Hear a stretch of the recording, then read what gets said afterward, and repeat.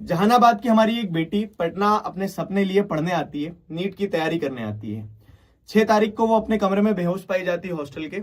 10 तारीख तक उसका इलाज चलता है और 11 तारीख को वो अपनी जंग हार जाती है।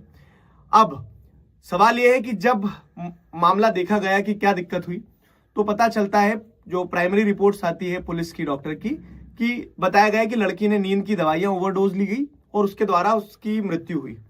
पर जब पीड़िता के परिवार ने ये बताया कि उनकी बेटी इतनी आसानी से हार नहीं मानने वाली थी, उसके साथ कुछ गलत हुआ है, तो दबाव में रिपोर्ट्स निकल के आती है और उस पोस्टमार्टम की रिपोर्ट से पता चलता है कि उसके साथ हैवानियत हुई है, गैंग रेप हुआ है और उस कारण से उस बच्ची ने जो सपने लेके आई थी अपना दम तोड़ दिया। अब सवाल यह है कि जब दबाव बना, जब आवाज उठी, तब हमें लूपहोल समझ में आया कि सिस्टम के जो कि पुलिस के द्वारा, जो कि डॉक्टर्स के द्वारा जो लापरवाही बरती गई, उससे सिर्फ एक बेटी का सपना नहीं खत्म हुआ या फिर एक बेटी की जान नहीं गई है, ये मानवता के प्रति एक हैवानियत दर्शाती है। उस बच्ची को 6 तारीख से लेकर 10 तारीख तक अलग अलग हॉस्पिटल में ले जाया गया, अलग अलग हॉस्पिटल में ट्रांसफर करा गया। इस बीच में इतना इग्नोरेंस हुई है कि बोला ही नहीं गया, रेप के बारे में बात ही नहीं हुई। उनके जो परिजन थे, उनके जो माँ बाप थे, वो बार बार आके चाह रहे थे बात करें, लोगों को बताएं, थोड़ा प्रोटेस्ट करें, उनको भी दबाया गया। आखिरी में जब पोस्टमार्टम की रिपोर्ट आई तब पता चला कि ये गैंग रेप है।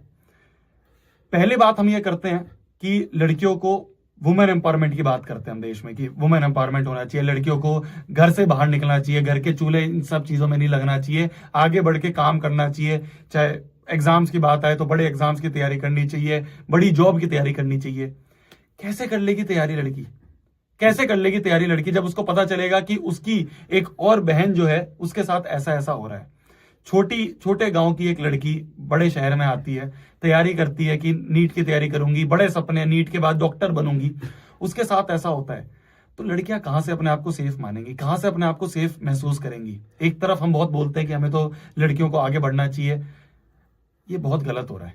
और ये तो एक केस है जिसके बारे में आज हम बात कर रहे हैं, क्योंकि ये शायद लोगों के बीच में आ गया है, पब्लिक इसको अपीयरेंस मिल गया है। लेकिन ना जाने भारत देश के अंदर हर रोज ऐसे कितने केस होते हैं। और पता है, जब भी ऐसा कोई केस होता है ना, तो एक इंसान जाता है सबसे पहले पुलिस के पास या फिर उस हॉस्टल कीपर के पास कि कुछ गलत हुआ है। और जब ऐसे मामलों के अंदर ये पुलिस वाले, ये जो प्रशासन है, अगर यही मिली होगी तो फिर कभी जस्टिस मिल ही नहीं पाएगा ना।